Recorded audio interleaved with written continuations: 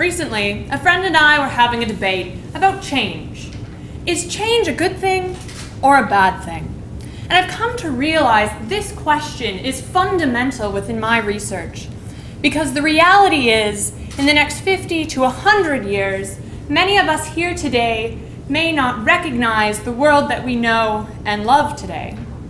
Climate change is going to alter ecosystems around the world, with some of the greatest changes arising in our far north or more polar regions. These northern ecosystems, however, provide important ecosystem services, such as carbon sequestration. One of the notable ecosystems up there are peatlands, which are a particular type of wetland and are prevalent in that region. Peatlands are the world's most efficient terrestrial ecosystem at storing carbon. In fact, peatlands are so effective, they store approximately the same amount of carbon that humanity has released up into the atmosphere throughout its entire existence.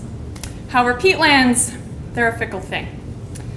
Their phenomenal capacity to store carbon is believed to be in part due to the prevalence of moss species within its vegetative community.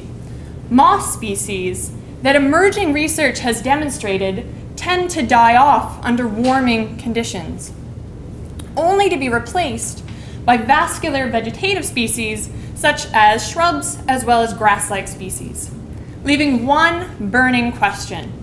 If we have this switch from a moss-dominated to a vascular-dominated system, such as these grass-like species, what will that mean for carbon dynamics in northern peatlands? By using intact mesocosms dominated solely by either mosses or grass-like species, I looked at this question and examined the carbon that came out into the atmosphere as well as was released below ground into the water. And I found that my simple story of change from moss to grass-like species wasn't so black and white.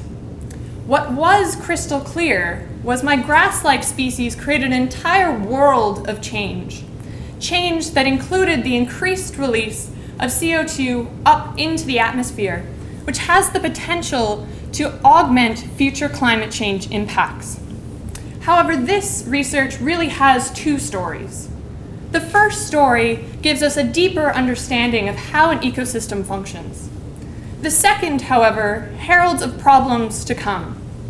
Problems that you and I could really prevent if we would only bring a little change of our own.